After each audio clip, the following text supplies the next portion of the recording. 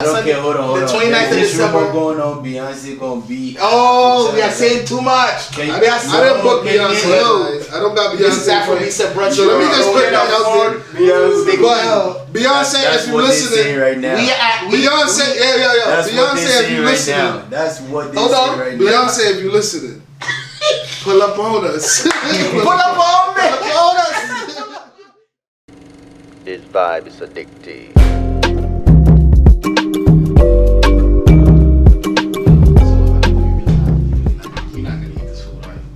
Of course I'll eat some. That's what I'm talking about.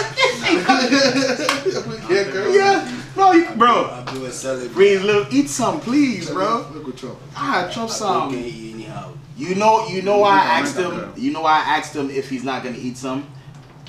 This is a Accra restaurant. We are eating jollof rice from Accra restaurant. We got some jollof over here. We got some suya, some beef suya. We got some plantain, and we got some egg, and we got some shito. Once again from Accra restaurant, and that's home base. Yeah, Abdul Kareem here. His family owns this chain of restaurants. They have one in Harlem. They have 2 locations in the Bronx. Yeah. Correct? Yes, and it's good. Listen, not only is Abdul's family, this guy right here. you see, he's like, I'm about to stop. Not only is Abdul's family the owners of Accra restaurant, Abdul Kareem is also the CEO of one of the biggest, if not the biggest festival right here. in Africa. Relax, don't hype us. In Africa right now, Afrochella. We're gonna get into that. But before we get into that, of course, this is the Afrobeats and Brunch podcast. And of course, when we always start, we have Pistic in the building, our fashionista. We got John Doe, the sound coordinator. You have Manny, sound coordinator. No, first, hold on. Let's stop. Chill. Nah. They know me. They know what I do. What are you? Creative, all of that. Okay, creative, all of that in the bubble. Okay, if you know, you know. Okay, and of course we have Abdul here, the CEO of Afrochella once again. And this is the Afrobeats and Brunch podcast. And much like when we have guests that come on our show, we definitely want to ask you, Abdul, what was one of your moments at Afrobeats and Brunch, or when did you feel like Afrobeats and Brunch was making an impact in our community and today? Even events you've done, you've done with us, Halloween joints you've done with us and things like that. Alright, Afrobeats and Brunch. Honestly, it'll be this one Sunday. I was getting ready to go to Afrobeats and Brunch, and I knew I had to get there a little late. So I ended up falling asleep in the bed. I woke up around in the bed 3-4 in the morning. I look on my Instagram and I see Tekashi 6ix9ine. Oh, you missed that night. I missed that night. Oh. And I was like, that was a special night because I think that kind of solidified that Afrobeats is here and that the mainstream understands the importance of being able to come in. It's packed every weekend because it's a good time for people to just dance and really just enjoy themselves and listen to African music. And I think seeing 6ix9ine in that space, no matter that he's a snitch now and all of that, I think that it just kind of allowed us to be able to allowed us to be able to see that Afrobeats is here and people really recognize the music. Somebody like him that's Hispanic from a completely different genre is listening to Afrobeats and enjoying it the way he did. For me, that was the day I know Afrobeats and Brunch was here. Dope. And we're definitely also coming to Ghana now. Speaking of Ghana, one of the first things because listen, this colossal event we're about to talk about, we gotta pace it. We can't we gotta pace it. Just pray for us. No. We gotta pace it before we really get into it. We gotta pace it. It's a very important year for Ghana. It is what we call the year of the return, and I really want you to just because I've known you for a long time, and you know things down to the T as far as numbers are concerned and everything. The transition of the amount of people that are going this year, and as far as why the whole defining what the year of the return is, where most people may not know what it's about. Yeah. So the year of return is 2019 marks 400 years since the first West African slaves arrived in Virginia, Jamestown. And Ghana Nana Akufo-Addo I think in 2017 we came up with the idea to, along with Diallo, to come up with a coin the term year of return, and ever since then it's been building. So 2019 marks that 400 year of the 400 year mark anniversary of Africans being brought to the United States in Virginia, and for that reason Ghana has declared this year the year of return. So the year of return is just an opportunity for people within the diaspora to come back to Ghana and be welcomed home as family. I think it's a great thing that Ghana is doing, opening its doors to the diaspora and welcoming people back. And I look forward to it. A lot of people are coming. Just to put it in context, like in 2019, the entire 2018, they had 70,000 visas issued, and then from January of 2019 to September of 2019, there was 750,000 visas that was issued. So that's not to even say all the people that are last minute. And a lot of people are last minute that are black. So I mean, you can only imagine that. I'm sure there's going to be a lot more people coming. So it's going to be exciting here for Ghana. Now, yes, that is one of definitely the prime reasons why people are going to Ghana. But there is also another reason why people are going to Ghana. There's also something, a driving movement, a driving force that has also brought people to Ghana. Mm-hmm. And this is where we're going to dive into Afrochella. Yeah. This colossal festival. This festival where the first year you were expecting 2,000 plus people. Yeah. But then ended up being about over 4,000, close to 5,000 people. It was. Second year, 12,000, and now over. Our target is 15,000. I mean, we always try to set a realistic target of what we can reach. Mm-hmm. We don't like to oversell. We don't like to underdeliver. We want to make sure that people are coming there to experience what they expect it to be. I think with Afrochella, one of the things that we're able to do that makes it successful is that we give people a picture in their brain of what we are going to celebrate, and people recognize with it, and because of that, people are willing to come back. And the one thing that I'm proud about that a lot of people don't realize because they're looking out from the outside is that there are people that came to the first Afrochella that are coming back to the third one that are not from Ghana. There are people that came to the second one that are coming back again. So that shows a retention rate that we are giving people a product, we're giving people an experience that is enjoyable to them, that they recognize with in a continent that most of them are either coming with us the first time, enjoying with us the first time, and that's what I think is special about it, right? And then we get them to be able to interact and learn more about the culture, see more of Ghana, feel the vibration of the Ghanaian people, eat the food, eat some jollof rice, eat apple, you know what I mean? Those kind of apple. Yo, remember apple, son? You remember apple? I've never been to apple. You never been to apple? We've never been serious. I thought. Even though I know the lie. That's like Purple Puff. Oh nah, my favorite spot, Filippo. Filippo is good too, but Filippo is in East Lagos. It's like high end. It's high end. Dunkin's you have to go with. It's not. It's the tilapia joint. Yeah, but it's high end. Dunkin, there's no eating the duck. I'm not gonna lie. We gotta touch on more, but I'm not gonna lie. I will say, shout out to you, John Doe, and you, Abdul. You guys are the ones that kind of, brought me back to going to Ghana and stuff. I'm not even gonna. I'll say that. To Ghana, this guy. 2000 from 2000 to 2015. No, you know what's so crazy right now, right? At this moment, we're using spoons, and I'm okay. I'm okay. We was at a restaurant. This guy, they gave us a seat. They didn't actually give us a seat. They told us to go sit down. Yeah. This guy was like, who's telling us to sit where? Like, I'm like, my guy, sit down. Yeah, bro. So we sat down. He's like, they brought the. He's looking for host. And it's like, he's like, what's the fork? Yo, bro. I'm like, my guy, if you got a spoon, you're good. It's like, no, I need a fork. I'm like, you're lucky if you got a spoon. Back in the days. All right. So, how did you what was your vision? How did you come up with this whole concept of Afrochella? I mean, you was there. I don't understand. But you have to. Yes, I was there. I know. We but you have to let the people want to know. The people need want. All right, cool. So honestly, it started like this.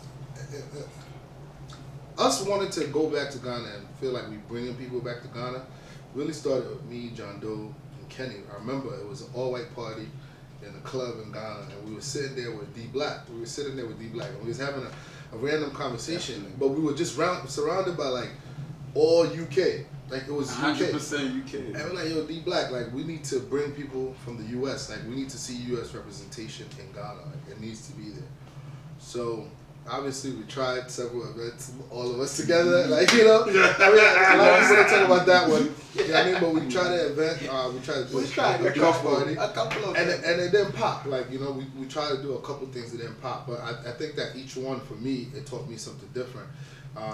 You know, like when we did the beach party, it didn't do well, but I looked at it as, look, there's a lot of underground talent in Ghana that we can highlight. But financially, it's a loss, but for me, visually, I understood that, look, nobody's paying attention to these talents.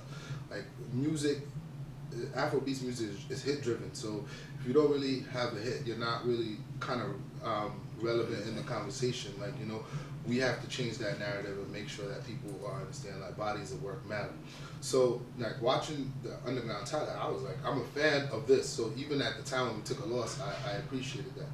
But then I also started to realize that there's a lot of other different talents that exist in Ghana that, as a person that is living in New York or living in America, that I wouldn't know exist there. So for me seeing it, it was just kind of like, no, we need to shine a light on this. Like we need to be able to show people what is possible for them in Africa. And then also it just didn't make sense to me that I come here and I work so many hours a week and I made a lot of money. And when I went to Ghana, I could pop bottles, I could enjoy life, you know, but it was for 2 weeks. But my friends in Ghana, they live in a way better life than me, and like they probably like make, you know, some people make just as much, some people make more, some people make less. But they have more time, a better quality of life. It's a lot of people that make less in Ghana. That make less, and then they have a way better quality of life. So for me, it was like, no, like I need to introduce more people to this. I need to introduce more family to this. Like more people that don't have Africa on their mindset, and like just opportunities that exist on the continent. So I just started reading more like about the continent, learning about stuff, and then, you know, obviously we came up with the concept in 2017, and like. At the time, I think I couldn't even explain it to you guys that well. Like, you know what I mean? Like, but in my mind, I was like, it made sense. I just felt like there was a lot of conversation, even in the U.S., around like cultural appropriation, like people doing different tattoos or wearing different scepter rings and things. And like people it was like a big conversation. And I'm like, well, we could take the opportunity to teach. And like, if people want to know about you, they want to know about your food. They know about your food. They know about the type of music. They understand what you wear. You know, people were wearing dashikis. I'm like, this is the culture. Like let's take the opportunity to teach them. So we set out to do it in 2017. Kenny actually accelerated it in a way because I called him with the idea and he was like, all right, I'll book it right now. So he went. General Kenny, big he man. booked the venue. Boss Kenny, yeah. He booked the venue, and then we had a timeline. So this is April 2017, and we had to deliver by December 29th, 2017. So we had like just under 9 months to do what we did the first year, and it worked out. And we paid for it out of our pocket with no help. And I think that was what made that day different. That one, I remember working at the door for like. Abdul came and got me like what? 7 a.m. in the morning. Yeah, and I was there till like what? 12 a.m. That's one thing. It's a family thing. Everybody works. Like, you know, I had my brothers doing door duty. I had family doing you know, chasing the bars down. It was all everybody was doing. But you see, one of the things that I really want to bring to light and shed to light, especially with also, first of all, the time that this festival, how it just got big so quickly. And I just want to touch on the fact that there's a lot of concerts or there's a lot of festivals and stuff that goes on. But for me, especially last year, what I got that was so different from Afrochella, apart from any other thing was going on, was a lot of the things that you said. Like, you're coming, there's so many different activations that's going on throughout the day. It's not just a concert, seeing people perform. The installations, that, like, the interactions, being able to do certain things. I walked in there, I'm like, I'm in Ghana and I'm doing paintball? Like, I was just like, and we're shooting hoops, doing basketball, but then I could go get food here. You know, like, or I could see some sort of art thing going on from popular people or people that were actually doing stuff in the country. That for me, and then to top it off at the end of the day, all the artists that were performing, down to your up and coming, to your major artists, like this like it was like a package all in one. Like you can't. Like, I really thought it was all just about music, but it was it was way more than that. People vending this, doing that, all the paint, everything like, was like absolutely. And it's the people that point. you can also, and this is what one of the things I respect Abdul for. You can tell that he does his research. There were certain people that were a part of this event that got to showcase their talent or their things that actually were, had something already going on for themselves. You know what I'm saying? Like, what was that guy? I don't remember, but it was the guy that, like, I saw some video. He went like on a toxic wasteland and turned some toxic wasteland into some art. Okunta. That's Okunta is like it's a lot of people I got to know. The type of it's like a recycle art. Yeah, like so for just an example like that would, like, this festival is also an education. Like, you're gonna have a great time, but you're gonna be educated. Yeah, I mean, I think for us it was like important to highlight people that were doing amazing things. Like, for instance, like Medici.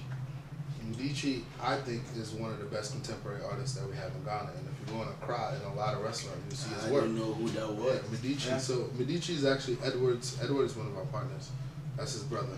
We actually went to school together when I was in school in Ghana.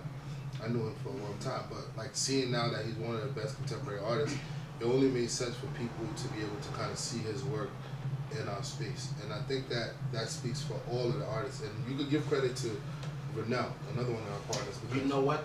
Speaking of which, I want you to use this to tap into, because I'm hearing certain elements, and this is where, as far as roles, and we also have John Doe here, like certain roles that certain individuals have played, certain elements to have made. I want you to, like, go into, like, as we're having this conversation, as you're actually going into it, you want to know too much. No, I don't want to know. You have to. I know. But at the same time, just a little bit of certain people's roles. You know what I'm saying? Like, not, of course.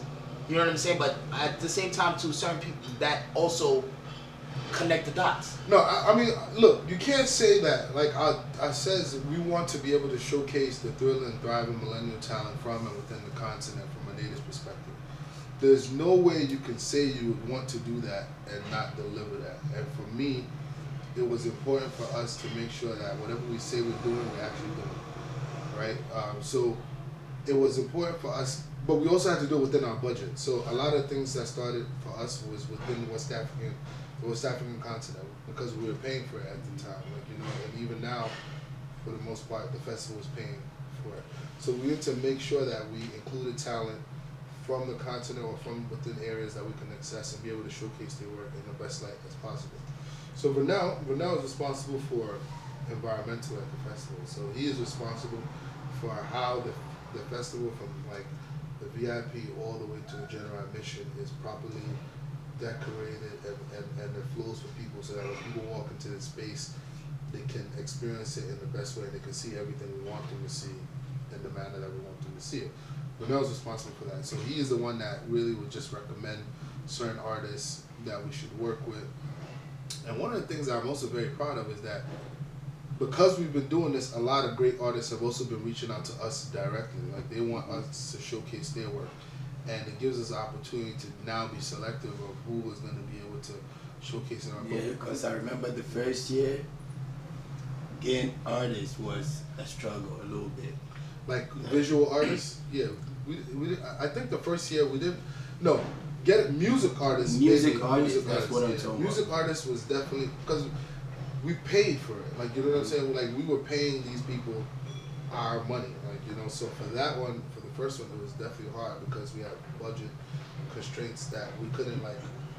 But I think it turned out to be a great thing for us, because now on the stage, it's just the best performers, right? Like, people come there not because of the name, but just to kind of see an artist showcase their work. And that, for me, that was the best thing that we got out of it, because even people like Ebony was like at the time was one of the biggest artists that we had on the stage, and that was her last performance. But like most people come there not knowing the music you know, the artists that were on stage, I think the first year people didn't really recognize. Like right now, King Promise is big. Right now, Quincy Arthur is big. Right now, you know, those guys are big now. Lamine Yeah, Gang. you know, have you forgot we actually you guys actually had them? Yeah. I forgot. Yeah. We had them the first From year. the Because beginning. that was From the when they beginning. were coming up. Yeah, Yeah, that's that when they was were when coming they up. were That's when they were coming coming up, and it was a big year for them. Also, Totally I mean, forgot.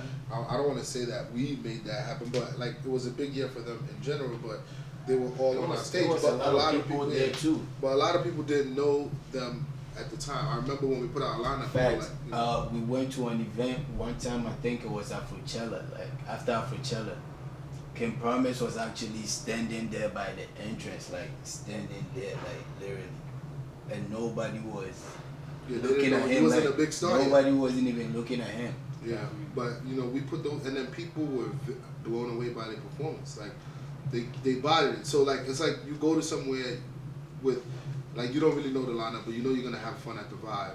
But then they got blown away by these artists. You know what I'm saying? Talking about lineup. Yeah. How many tickets y'all sold already without? Yo, lineup? chill, That chill, one- chill, chill, chill. Hold- let me- It just crossed my mind. I just wanna- let's also get another member's perspective. Now, John Doe, what do you feel Afrochella has done, the impact it's made, and even the impact it's made on you, being a part of it, doing what you have to do in order to take it to another level. So, you know, definitely give your input.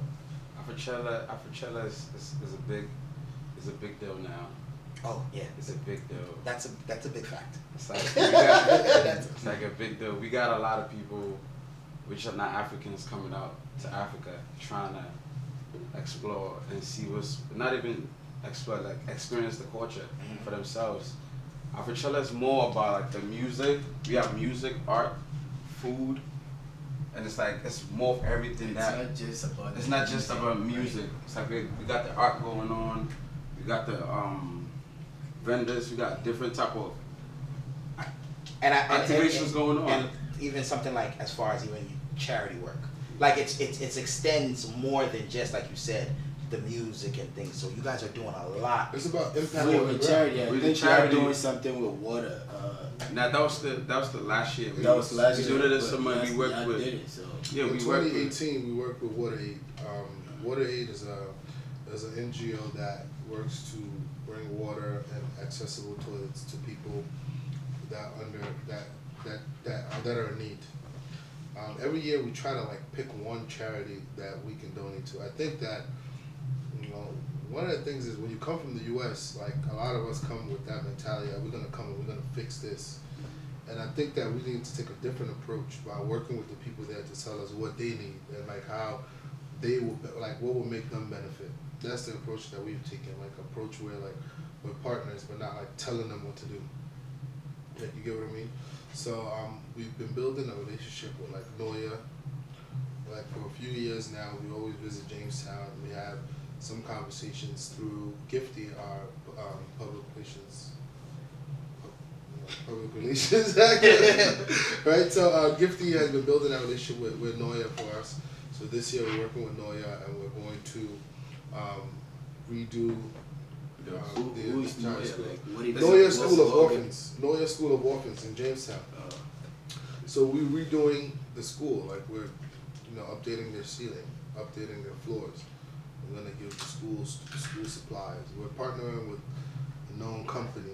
I can't say it yet, but it's coming soon. Like we're partnering with like two very known companies, and they're coming out. They're very excited to come and give back in Ghana, and like that was always our goal, to be able to get some of these companies that our people on the ground use all the time, but they never get, they can't even call customer service, right? Afrochella wants to be that company that is bringing these companies to Ghana, to Africa, and getting the people to be able to see people like them that work for that company. So right now, if somebody wants to donate to what you guys have going on right now, like how you No, tell them, this is the guy that's in charge of the charity. So basically, we're gonna be having two charity initiatives this year. On the 27th, we're gonna be feeding Accra. We're going to the underprivileged communities, and we're gonna be feeding the whole community. Not the whole community. We're gonna be giving out food. 500 people. 500 people. But and also on the 30th, we're gonna also go to the school and finish up with the school. But if you want to donate, you can reach us on the Afrochella website, and you can hit the charity tab, and you could get. Also, you can email us at giveback@afrochella.com.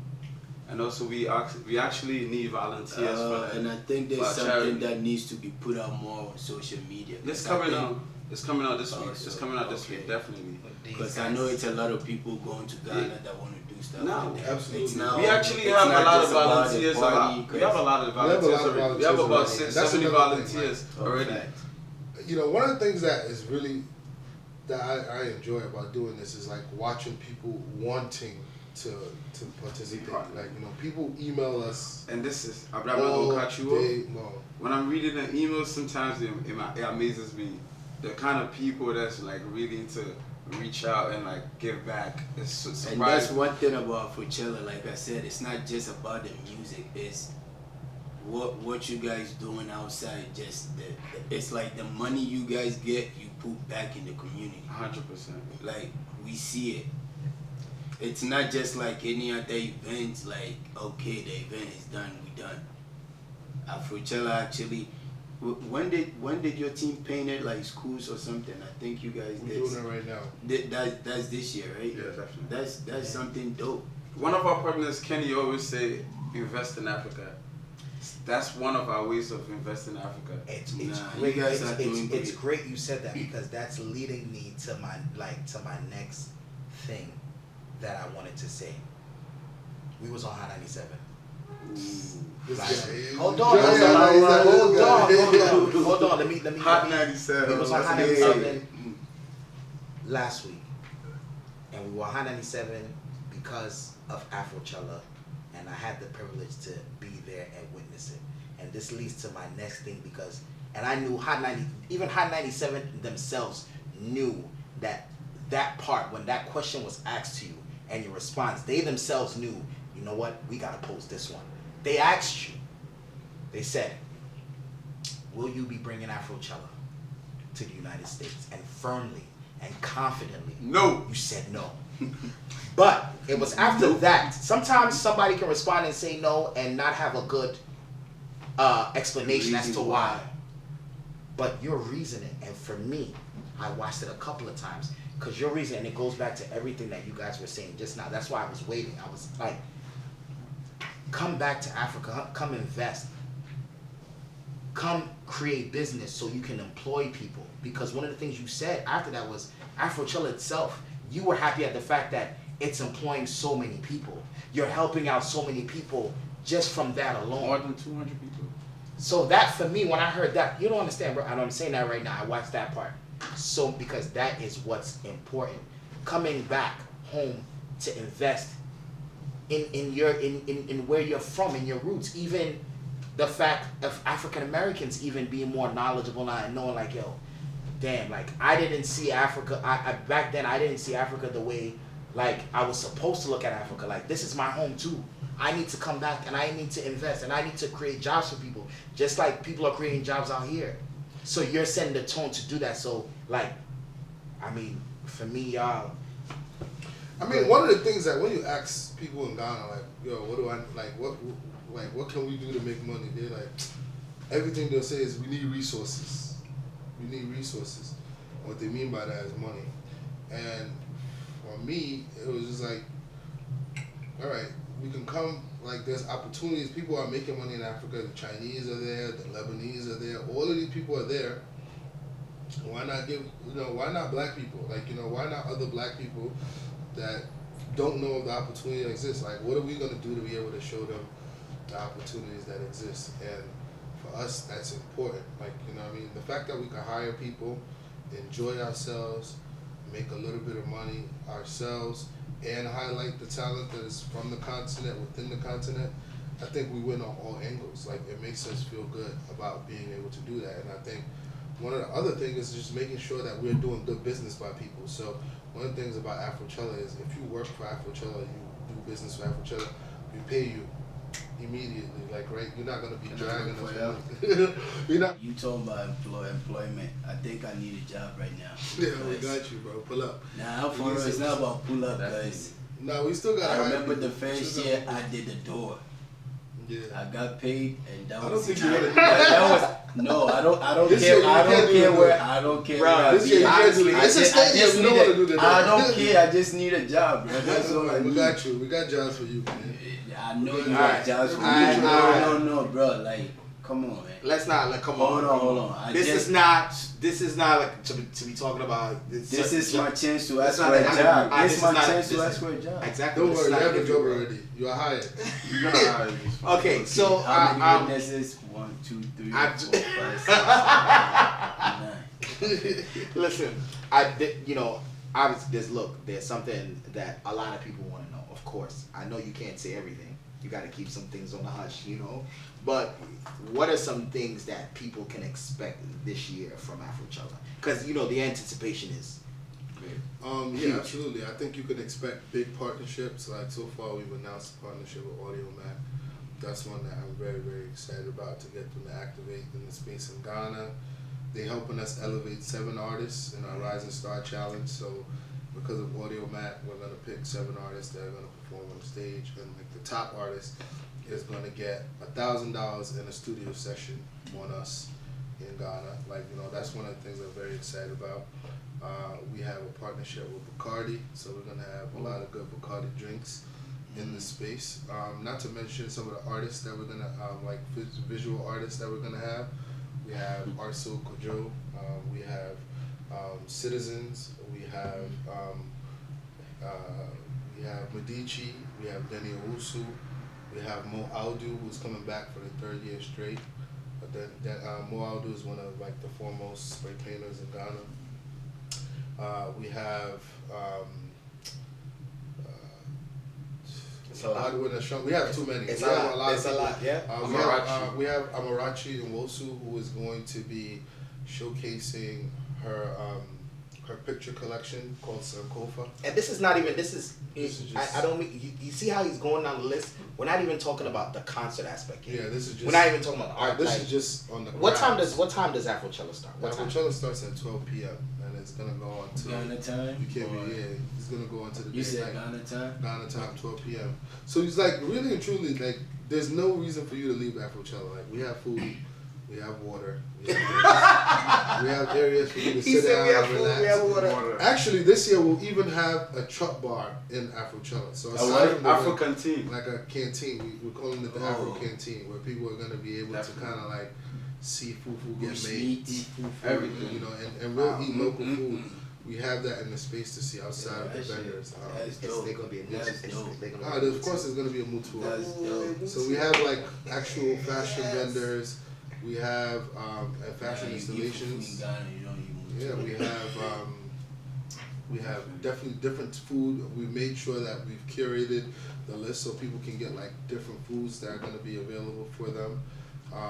We have importing artists from South Africa, Mahosa. I can't click, but it's Mahosa. Speaking of South Africa, you guys know these guys they're making some moves. Like Chill. Wait, what's nah, just yesterday I saw a post of Kenny. Kenny's He was in is- South Africa. You know what I'm saying? And then Jalo was like, "Yo, I was gonna go too." Like, I'm like, "Yo, these guys Wait, are so it's now y'all global just right can now, bro." Get up and be like, I gotta go now to we South had Africa. No. we had an activation. One of the in things that South Africa. we found was that a lot of other countries were looking at what was happening in Ghana as a result of Afrochella over these 3 years. So a lot of ministries of tourism with different countries have reached out for us to try and do activations in their countries. And for me, that's one of the proudest moments. We want to work with these countries to kind of figure out how we can replicate what we may have done in Ghana in those countries, and hopefully, we'll see where's next. So that's one of the things that we're exploring soon, and it should be a good opportunity. So Kenny was in South Africa by invitation by their Ministry of Tourism and a few other meetings out there. So who knows what's coming. Was it? I mean, and correct me if I'm wrong. Wasn't there like a huge booking with South African Airways or something like that? Yeah. So South African Airlines is one of our partners, and they were able to give us a discount of 15%, up to 15%, from all over the world to the people that are coming into Ghana. They actually also rerouted all of their flights to Accra. Can you guys work on Delta, please? Yo, this guy right here. right now, our partnership is with South African Airlines, and it was very important for us to also support African Airlines. So South African Airlines reached out to us, and we're very grateful for the partnership. It's crazy. Just like out here, the whole promotion is black business, but like you're on a whole different wave where you're promoting African business. Yeah, I think African business is business that all black people should be paying attention to, like what's happening in Africa, what businesses are coming, what tech companies are coming out of Africa, you know, what new technologies are coming out. Because there are so many, like from Kenya to Accra to Nigeria. You see Jack from Twitter has mentioned that he's going to live in Africa for a couple months next year. I think it's important for people to pay attention that, you know, a CEO of Twitter will not go and live in Africa for a couple of months if there weren't opportunities there for him. So I think that black people need to understand that there are opportunities for them in Africa, but they need to go build the trust with the people and figure out a way to work together to kind of elevate each other. Because, you know, a strong Africa will make black people strong all over the world. So it's very important for us to kind of like... That's a quote. Yeah, that's why That's a quote. But it's true. Right, it's definitely true. Like, you know, if Africa looks good, nobody can tell us deep. that we are shareholders. And I feel like black people have enough money. Like, look, in Ghana, remittance... When you put the hand up like this. No, but I'm saying, like... No, you are being telling I'm going to give this credit to Terry Apong. Like, Terry Apong, like, that's my guy. Like, Terry Apong let me know that in Ghana, and like, I think it was 2017 or 2018, I don't know the exact numbers, but the amount of remittance, that means the money that we send back to our families in Ghana through legal channels. Like, you know, a lot of people say, oh, you're going to Ghana, let me give you $1,000 take to my family. That is not a channel that can be tracked. Right? That, like, if you're going to Ghana and I give you money and you take it to Ghana, I can't track that. But if I use Western Union, if I do a bank transfer, if I do a Wave app or something like that, that one you can track that. They call that remittance, like the money we send them back to our families to help them. The amount of money we received through remittance was more than we received through aid from foreign countries. So to me, that tells me that we have a lot of money, right? We need to figure out a way to channel it so that it benefits the country. And you know, and that's just Africans that are sending money back home to Ghana specifically. I'm talking about other African Americans or other people of color that recognize that they're from the continent and that they're part of the diaspora. Imagine if some people shifted some of their investments into different sectors in Ghana, or even if you can't do it financially, shifted some of their talents to work in spaces to help us, you know, train our workforce. Africa has one of the fastest growing workforces rising, and it's very young. Like, we're very young compared to the rest of the world. We have a very young, forthcoming workforce. So if we can train them to, you know, to be, you know, understand corporate structures, understand accountability, understand different things about how to elevate our people, I think that, you know, we're going to be limitless. Like, you know, and everyone knows that, and everyone that's willing to do business in Africa can see that, and we need to be responsible, being that all of us here, we go to Ghana all the time, we see our family, you know, we've had family, we've lived in Ghana, we've stayed in Ghana for a long time. We need to be able to teach those people that this is an opportunity too. Very informative. A lot was said. But before we go, you guys, other than the day of Afrochella, and John Doe, I'm going to ask you this too. You guys are doing other stuff as well, because Afrochella is expanding where there's other turn-up events. And, you know, people are also, we want to make sure these people that are coming, especially the non-Africans that are coming, are having a great time. After Afrochella, the whole experience, because I know you guys are doing things other than that. So what are some other turn-up places, some turn-up events that people are going to go to that you guys are also affiliated with this year? What, so people can expect in Ghana? Yeah, well, our dates are from the 26th to the 4th, right? So we understand that Afrochella is ideally a one-day festival. So we have to make sure that when people come to Ghana, not only do they support the other events that are happening, you know, and support them, so we include their events into our packages as well, but Yeah, also I was be able going to to say see that the country. I remember seeing a package on the website. Yeah, we had a package. So people get there the 26th. Obviously, on the 26th, we welcome people. We have Afrochella Talks that day. that we're collaborating with Audio Mac. It's a conversation around exporting Ghanaian music to the world and how we could do it. We have EVA Annie. She is a beast writer. She's written for so many different publications, OK Africa, Vibe magazine. She's written for a plethora of magazines. We have Jules on the panel, Tunde. We have Miss Na, who is a radio personality in Ghana, which I think is going to, and Ponte, who is the CEO of Audio Mac, and I think that is going to be a very interesting conversation for us to have. And later that day, we're going to support Little Havana. Yeah, I was waiting for the turn-ups. I'm trying to hear the turn-ups. I want to hear the turn-ups. Same day, but Little Havana is a nice all-white party late night, so we're going to drive up into the hills of Ivory, where you can see the entire city of Accra. It's one of the most beautiful views at the top of the mountain. And we're going to be wearing all white, and black people in all white is just eating. It's beautiful. Immaculate. Shout out to Little Havana. So on the 27th, we actually are going to do Afrochella feeds. So that morning we're going to wake up after we turn up and go out and give back to the people. And what we're going to do is make sure we reach out 5 So what time in the morning y'all doing this? Because I know in Ghana, I've been to Ghana with you guys a couple times, and parties be over at 9 a.m.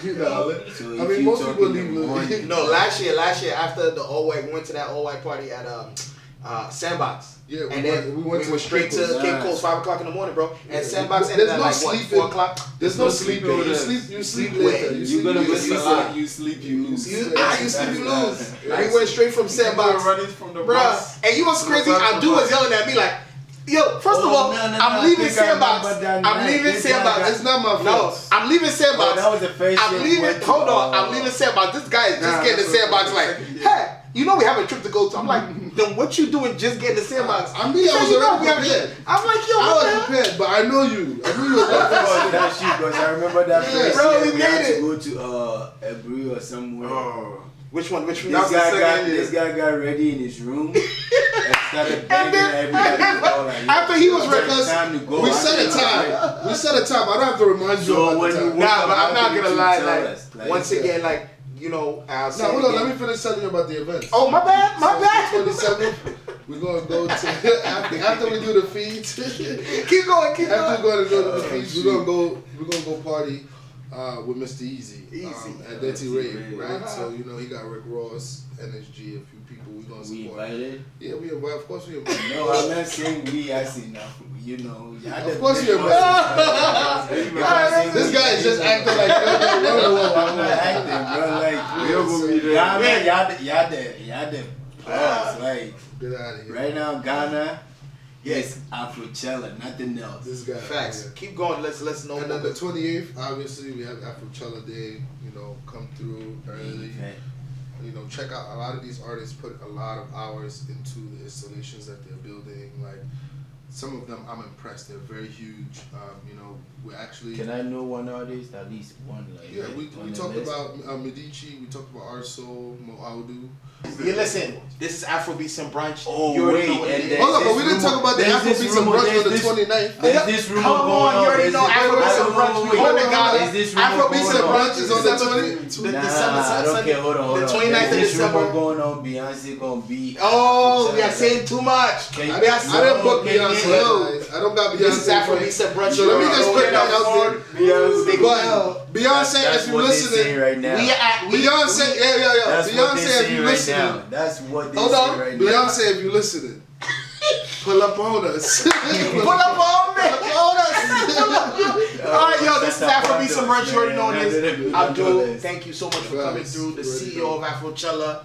Also a part of Afrochella, John Doe. Definitely thank you guys for hosting tonight. Money guys. Yo, you already know this is Pistic, John Doe, Manny. Sound coordinator. You're a sound coordinator, fashionista. It's just Manny out here. We got our building.